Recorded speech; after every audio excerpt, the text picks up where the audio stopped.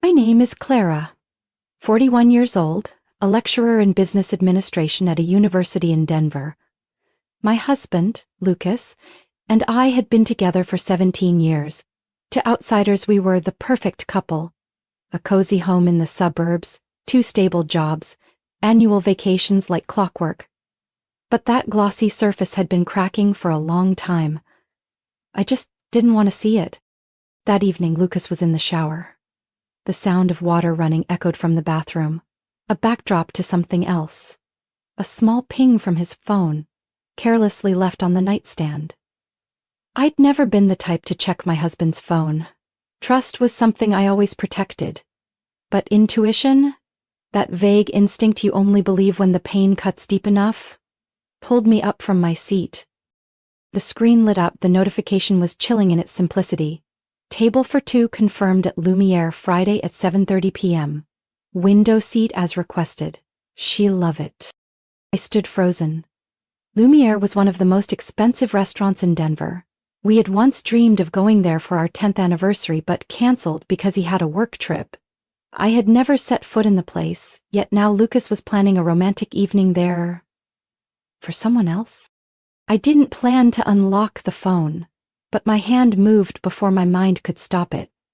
The passcode was still our wedding date. Just 4 digits. As simple as I once believed marriage to be, what I found was an entirely different world.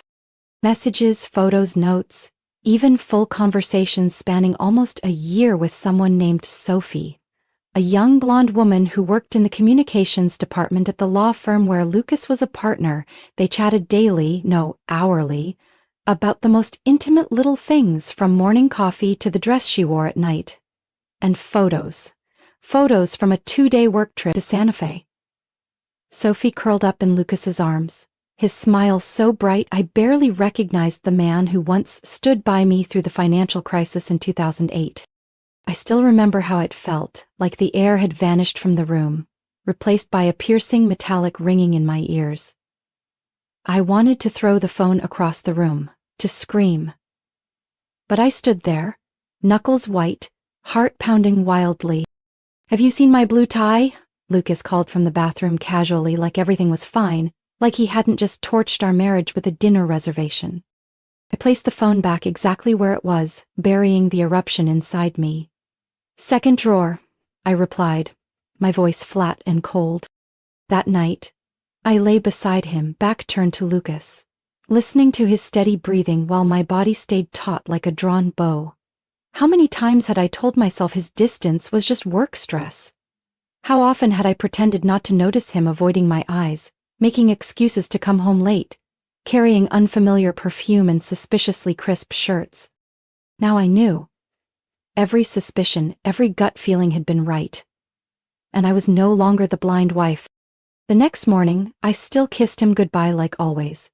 "Good luck with the Japanese clients this morning," I said, and Lucas nodded, completely unaware that I had already seen the candlelit dinner plans he made for Sophie on Friday night.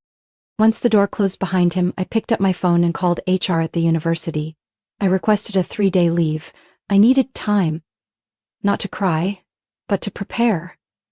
I had spent 17 years being the perfect wife, but now I was going to be someone else. I sat at the kitchen table, staring into a cup of coffee gone cold, feeling hollow. In less than 12 hours, the world I had trusted had been stripped bare. But instead of collapsing, something else began to take shape inside me. Sharp, calm, and terrifyingly clear. I didn't want a screaming match. I didn't want to be the woman who smashes plates and yells in the kitchen, only to be met with pity and another robotic "I'm sorry." No.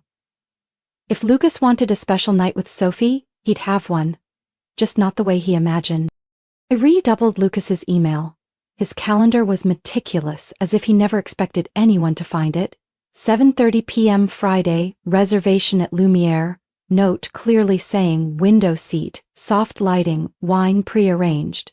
A perfect evening for 2 people, with nothing to hide, except their spouses. I searched Sophie's name through his firm's employee directory. Sophie Walker, Internal Communications. It took less than 5 minutes to find her social media. Then, just one more click. Ethan Walker, Sophie's husband, an executive architect at a major design firm in downtown Denver. He had a warm smile and kind eyes. I didn't know Ethan, but I knew what betrayal felt like, and I thought, maybe he should know, too. Of course, I couldn't just call a stranger and say, "Your wife is sneaking around with my husband." I needed a different approach. Subtle, believable, and effective. As a university lecturer, I had one special privilege: inviting guest speakers for our seminars. So I crafted the perfect email, formal, concise, and completely professional. Dear Mr. Ethan Walker, my name is Clara Whitmore and I currently teach project management at Metro Denver University. We are hosting a speaker series on sustainable urban design and came across your recent work in the Rivergate Business District. If you're interested, I'd love to discuss the possibility of inviting you as a guest speaker. I've scheduled a dinner for this Friday at Lumiere 7:30 p.m. to talk through the details. It would be an honor to meet you there. I hit send. Less than 2 hours later, Ethan replied. Thank you, Ms. Whitmore. I'm very interested in this opportunity. Friday at 7:30 at Lumiere works perfectly. I look forward to meeting you. I read that line over and over, heart pounding with a strange mix of nerves and sorrow. He didn't know yet. But he would. Not through anger, but through the clarity of truth. The hardest part was next. Booking the table. I called Lumiere directly. Good evening, the hostess answered. We have a few tables left for Friday. Do you have a preference? A table for two near the window if possible, I said calmly, and if there's one available near the reservation under Hamilton and Rothman, ideally next to theirs, we're potential partners and would like to be nearby. A half-truth. And it worked. Certainly, ma'am, I'll seat you near them. Any special requests for wine or the menu? Just a good view, I replied with a small smile, though she couldn't see it. Friday night. Ethan and I would be seated just steps from Lucas and Sophie, close enough to see every expression, every movement, close enough to shatter the illusion they'd built in the dark. I hung up the phone and sat still for a long moment. Everything was ready. No screaming, no accusations, just a quiet, devastating reveal. Perfectly timed. Lucas always thought I was soft. He was wrong. And Friday night would prove it. I arrived at Lumiere 20 minutes early in a teal silk dress Lucas once said was too loud for dinner, my hair in a soft bun, makeup subtle, and champagne heels I'd never worn outside the box. Until now. I didn't dress to impress anyone. I dressed for battle. And tonight's battlefield was a 5-star restaurant lit by candlelight, the soft strains of a violin, and glimmering crystal glasses. The waiter led me to the reserved table, a perfect spot. From here I could see the window table, the one where Lucas and Sophie would sit. They hadn't arrived yet. I sat down and ordered a martini, my chest tightening. No matter how much I had prepared, the moment of confrontation still made it hard to breathe. Not from fear, but from finally facing a truth I had avoided for over a year. Clara Whitmore, a deep warm voice called behind me. I turned around. Ethan Walker stood there. Tall, dressed in a dark shirt with a polite smile. He looked exactly like his photos online, though his eyes were a bit more tired, maybe from work or maybe from what he didn't yet know was about to unfold. I'm really glad you came, I said, standing to shake his hand. Thank you for accepting on such short notice. The pleasure's mine. The topic you brought up really intrigued me, he replied, and took the seat across from me. We started with small talk about urban planning, education, and the role of sustainable architecture. I listened, nodded, asked questions. But my eyes kept drifting toward the entrance. Then they arrived. Lucas wore the gray blazer I gave him for his birthday last year. Sophie had on a tight red dress, walking confidently as if the world revolved around her. When Lucas pulled out her chair, they laughed together like they were starring in their own romantic film. Far removed from the real world, I tightened my grip on the glass and kept my tone steady as I continued speaking with Ethan. He was too kind to notice I was holding back a storm. I watched Lucas lean in, pour wine, his hand grazing Sophie's wrist. She smiled and tilted her head, the candlelight catching on her sparkling earrings. As I turned to grab my napkin, my eyes met Lucas's. He froze. His wineglass nearly slipped if not for the waiter catching it in time. Sophie followed his gaze and saw me. Before they could react, I turned back to Ethan. Excuse me for a moment, I said softly. I need to use the restroom. On my way, I planned each step. I didn't want a dramatic slap like in some TV drama. I wanted the truth, bare, cold, and undeniable. Just as I stepped out from the restroom area, I ran into Sophie. She froze, eyes wide. You're Clara, right? Her voice was barely above a whisper. I nodded. And you're the one holding hands with my husband under the table, while your husband is sitting less than 10 steps away. Her face went pale, lips trembling. Please, not here. Why not? I tilted my head, keeping my tone calm. Isn't this the perfect place? Candlelight, wine, soft music, everything set for a perfect performance. Claire, I don't want excuses, but Ethan deserves to know, doesn't he? I glanced toward my table, where Ethan was looking around with concern. He deserves to know who his wife is really having dinner with. Sophie turned as if to run, but Lucas was already behind her, his face white. Clara, what are you doing here? I looked at him, then called out, Ethan, could you come here for a second? Ethan approached, eyes focused. What's going on? I looked him in the eye. Ethan, this is my husband, Lucas, and I believe you recognize Sophie, your wife. The entire restaurant seemed to freeze in that breathless moment. Sophie covered her mouth as tears welled up. Lucas stepped back. Ethan turned to his wife, hurt written all over his face. I turned and walked away, leaving them in the chaos. But before I left, I added calmly, Oh, and don't worry, dinner's still on Lucas. His company card seems quite familiar to her. I walked out, head high, leaving behind full glasses, unsaid apologies, and 2 unfaithful people drowning in the truth they couldn't escape.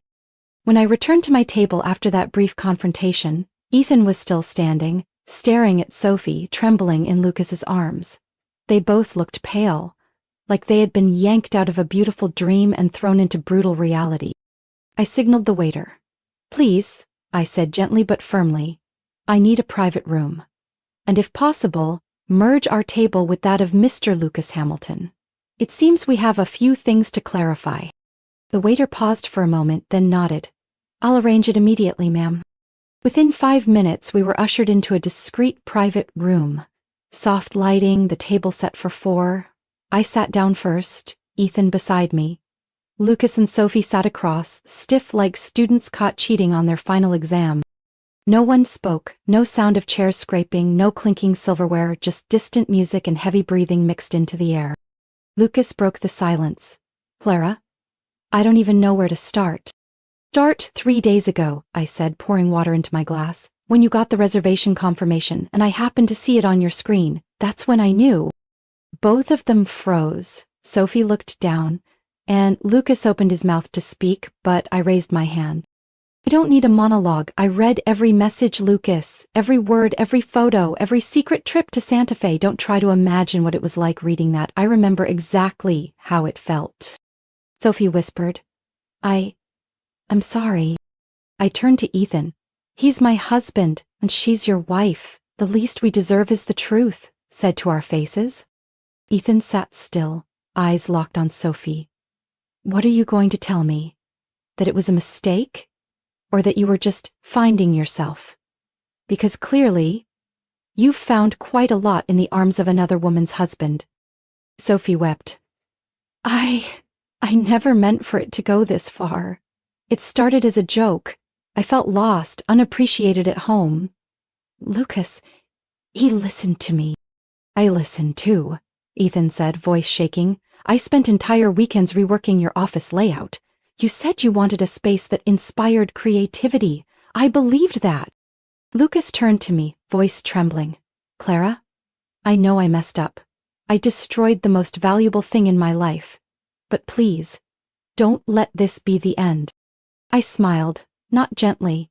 It was the smile of someone who had weathered a storm and had nothing left to lose. Lucas, the end didn't start tonight. It began the moment you looked at Sophie the way you used to look at me. That's when you decided that wedding vows were just words, not a commitment. He lowered his head. Sophie turned away, tears falling freely. I pulled a hotel key from my purse and placed it on the table. I'll be staying at the hotel across the street tonight. I already booked it. Nothing surprising. Lucas, you're welcome to go home. if you still have the nerve. I'll return Monday morning. It'd be best if you weren't there by then. Lucas panicked. Clara, please, don't do this. I'll do anything to fix it. You can't fix a house that's rotten at the foundation, I replied. I used to be the kind of woman who always forgave. But now, I've learned that sometimes forgiveness is just betrayal of yourself. I stood, adjusted my dress, then turned to Ethan. I'm truly sorry you had to find out this way. He nodded silently. Thank you for showing me the truth. It hurts, but I needed it. I looked at the other two one last time. I wish you both luck, not because I forgive you, but because everyone pays for their choices. Sooner or later. I walked out of Lumiere without looking back. The sound of my heels echoed sharply on the stone path, cutting through the still night air of the upscale district. In my hand was a small clutch, holding the key to room 1203 at the Celeste Hotel. A suite overlooking downtown, where the lights never go out, even when the heart already has. When the front desk greeted me with a professional smile and handed me the key card, I nodded silently. Inside the room, I locked the door, slipped off my heels, and walked to the large window. The amber lights of the city reflected against the glass, casting my silhouette onto the wooden floor. For the first time in years, I saw myself clearly. Without Lucas beside me, without any shadow hiding the loneliness that had long slept inside me, I sat on the edge of the bed. Then I cried. Not the movie kind of sobbing, and not silent tears either. It was a surge of anger mixed with pain. Raw, harsh, uncontrollable. I cried for 17 years of youth. For nights waiting by the door. For lies wrapped in flowers and wine. For all the times I thought I was loved, when in truth I was just being slowly replaced by something younger, newer, more temporary. I don't know how long I sat there. I only know that when the knock came, I was still hugging a pillow, eyes burning. I walked over and peered through the peephole. It was Ethan. I opened the door slightly. He wore a long coat, hair slightly tousled, exhaustion etched across his face. I'm sorry to bother you, he said, voice hoarse. I didn't know where else to go. I opened the door wider. Come in. We sat in 2 armchairs by the window. Outside, cars kept passing by, as if the world hadn't cracked wide open tonight. Ethan was silent for a moment, then sighed. I still don't understand how you knew everything and managed to sit through dinner like that. I gave a soft laugh. I didn't sit still, I waited for the right moment. Some truths, if you let someone else say them, they lose their weight. He nodded. Thank you for not letting me keep living in a lie. We talked like 2 strangers who shared the same wound.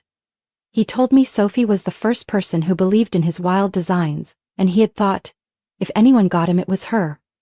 I told him Lucas was the one who slipped the wedding ring on my finger in the rain, promising never to lose his way. We were both wrong. I think I'm going to file for divorce, I said, my voice hollow. Ethan looked at me, unsurprised. I don't think I can live with someone who can pretend that well either. I looked him in the eye. I'm not angry at Lucas anymore. At least not the way I used to be. Anger doesn't last forever. But there's one thing I know for sure. I will never let myself stay in a relationship that chips away at my self-respect day by day. He was silent, then quietly said, You're stronger than I thought. No, I replied. I'm just the last one willing to look at the truth. That night, Ethan stayed in a separate room in the same hotel. Before he left, he looked at me and said, If you need a friend to get through this, I'm here. I nodded. Thank you, Ethan. Tonight I think you understood me better than my husband did in over a decade. After he left, I stood watching his figure disappear down the long hallway. In that moment, I didn't feel strong, but I felt lighter, as if, for the first time in years, I had set down a suitcase full of stones I'd been dragging for far too long. Lucas could beg, could promise, could write hundreds of apology emails, but my heart had closed to him the moment I saw the way he looked at Sophie. The way he used to look at me, and I didn't need anyone's permission to move on. I would walk forward on my own, with the same feet that had carried me through every storm. The next morning, I left the Celeste Hotel while the city was still wrapped in fog. I returned to the house where Lucas and I had lived for 17 years. Not to hold on, but to clear out what remained of a marriage that had silently ended long ago. Lucas was already waiting in the living room. He sat on the couch, hair messy, eyes red, shirt wrinkled and half-buttoned. As soon as I walked in, he jumped up. "Clara, we need to talk," he said, his voice cracked like he'd rehearsed it for hours. I set my purse on the table, calm. Then tuck. "I know I messed up. I know I betrayed you, and there's no excuse for it. But we can get through this. I'll do anything. Counseling. I'll cut off all contact with Sophie. I already told her." "She left the city," I cut him off. Lucas froze. "What?" "I heard from one of her co-workers. Sophie quit her job and moved back to Santa Barbara this morning. Apparently, she couldn't handle the office finding out." He sank into the couch, hands in his hair. "You told everyone?" "Not out of revenge, but because I refused to live in the dark. I called your mother, Mark and Jenna, even your college friends, the ones you always tried to impress. I told them exactly what happened, that you cheated on me for nearly a year, hiding it behind fake meetings, disguised work emails, and kisses shared with another woman while I was cooking dinner waiting for you to come home." Lucas shook his head, panic rising in his eyes. "You've destroyed my reputation. Do you know what the company will think? What my friends will say?" I laughed, bitterly. "You care more about your reputation than your marriage? Then let me remind you, you destroyed it, not me. I just stopped protecting the mask you built." He stepped closer, trying to take my hand. "Clara, please. Don't do this. I love you. I really do." I stepped back. "Lucas, love can't survive in the shadows of lies. If you loved me, you wouldn't have called someone else baby while still holding me in your arms at night." He collapsed to the floor, shoulders shaking. "She meant nothing. It was a mistake." "No, Lucas. It was a series of deliberate choices. You had the chance to stop. Every time you texted her, made a reservation, walked out with a lie on your lips. But you didn't. And now I won't either." His voice cracked. "If you leave, you'll ruin my life." "No," I said, eyes locked on his. "I'll save mine." The following week was filled with Lucas trying everything to win me back. Calls, texts, flowers at work, even a 4-page email detailing his journey to clarity after that dinner. I didn't reply. I'd heard enough apologies in my life, and now I wanted silence to say everything. I hired a lawyer and filed for divorce. 3 weeks later, a close friend happened to see Lucas and Sophie at a cafe in the suburbs. They didn't look radiant anymore. 2 days later, I received his last message. I tried to move on with her, but there's nothing left. She doesn't smile at me anymore, and I don't see you in her eyes. I didn't respond. A few days after that, I saw he had deactivated his social media accounts and temporarily stepped down from the board at work for personal reasons. A man who had once lived for appearances was now facing himself, with nowhere to hide. Spring came earlier than usual that year. I noticed it one Saturday morning when sunlight poured through the windows of my new apartment, casting warm streaks across the dark wooden floor. I was making coffee when my phone rang. It was Ethan. "Coffee at Tanner's?" he asked simply. I glanced at the clock. 9:12, I am in. "Give me 15 minutes, I replied, smiling. Since that night at Lumiere, Ethan and I, once strangers, now survivors of the same shipwreck, had stayed in touch. First, daily check-in texts, then regular weekend meetups. No pressure, no expectations, just two people who had lost everything, slowly learning how to navigate the world again. That morning, he was waiting at our usual table, notebook open, 2 lattes already ordered. "I guessed right, didn't I?" he smiled, sliding one toward me. "I'm starting to think you're the only one who remembers what I like," I said, taking a sip. "Lucas got my coffee order wrong for 17 years. We both laughed. Not the painful kind from before, but something lighter, calmer. "How have you been?" I asked. "Officially finalized the divorce last week," Ethan said, nodding as if to confirm it for himself. "Sophie didn't say much, just left a short note. I'm sorry for making you lose faith in love." I looked at him. "And did you?" He thought for a moment, then met my eyes. "No, because I'm learning to believe again. from scratch. But this time, not in promises. In small, consistent actions. His answer left me quiet. We didn't need to say more. In that silence, I knew we were walking the same path, even if we hadn't named what was growing between us. The next months passed in rare peace. I returned to teaching, enrolled in a weekend photography class, and for the first time, lived without the label of being someone's wife. Ethan, besides running his firm, began speaking at my student seminars. He never missed one, and each time he stood at the front, sharing his passion for design and humanity, I felt inspired all over again. One day, after a session, I invited him to my new place. Small, but filled with greenery and light. We had pizza on the balcony, watching the city shimmer. "Do you think we're changing?" I asked, pulling a knit blanket over my lap. "No," he said, turning to me. "I think we're returning to who we really are." I stayed quiet. His answer warmed my heart in a way I hadn't expected. One early summer evening, walking along the river after an outdoor concert, Ethan suddenly stopped and looked at me seriously. "Clara, I'm not in a rush. I don't want to push you into anything you're not ready for, but if one day you want to try again, not with another marriage, but just a relationship built on trust, honesty, and no secrets, I'm ready." I looked at him. His eyes held no pressure, only patience and sincerity. I smiled. "I'm not ready to love again, the old way, but if it's the way you described, starting from friendship, sharing, no hiding, then maybe I've already started, without even realizing." Ethan said nothing. He just took my hand, gently, without urgency. That hand didn't promise anything grand, but it told me if anyone was going to help write my next chapter, it was the man standing before me. And under the soft lights, with a breeze brushing over the water, I knew I was stepping into something quiet, imperfect, but real. And this time, I wouldn't have to sacrifice my self-worth to keep love. Because the person beside me had once shattered too, and now we were both rebuilding. From those very pieces.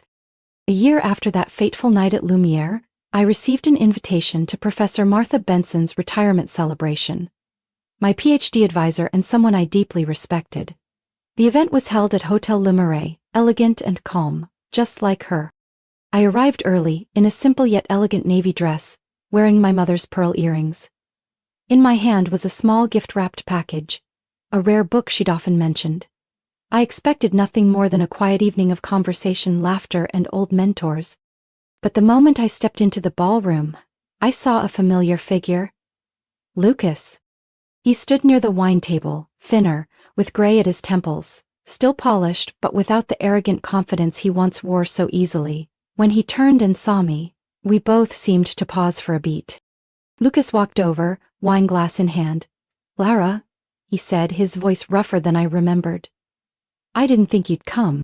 "I didn't think I'd see you here either," I replied, keeping my tone neutral. He gave a faint smile. "Professor Benson is the last one still in touch with me, after everything." I nodded. "She's someone who always sees the best in people."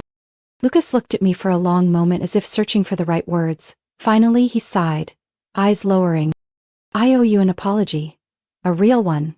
Not because you need to hear it, but because I need to say it." I stayed silent. "After everything blew up, I lost more than I expected," he continued.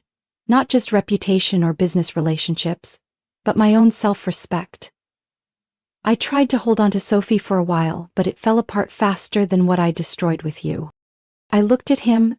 No anger, no resentment, just the feeling of speaking to someone who had long stepped out of my life. "I hope you find peace," I said softly. He nodded slowly. "And you? Are you okay?" "Yes," I said without hesitation. "I'm rebuilding life on my own terms, and I'm not alone." Just then, Ethan walked into the room.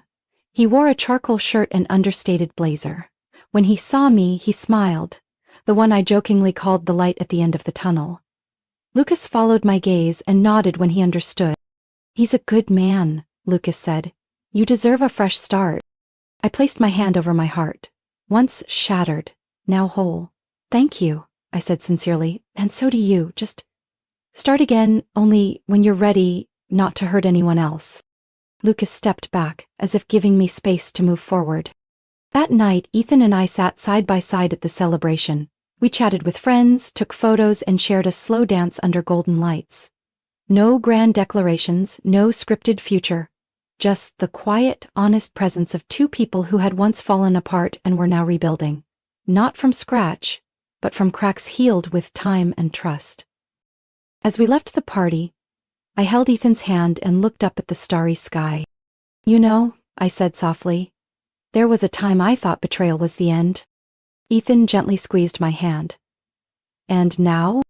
I think it was just a break, a pause so I could turn toward a better path. And we walked on, without looking back. Because the past had been closed with forgiveness, the present was painted with trust. And the future was quietly unfolding in every gentle hand I held that night. 1 year after the storm, I was no longer the woman who gave up everything for a husband who betrayed her. Now, I am Clara, strong, steady, and free. I didn't just survive the pain, I found a new beginning built on honesty and respect. Betrayal once broke me, but it also led me to a better life. I learned to place my self-worth above blind love, and in the end, I chose myself, with no regrets. What do you think of Clara's choice? Was she too strong, or was it exactly what a woman needs to do to protect her dignity? Share your thoughts below, and don't forget to follow the channel for more powerful family stories.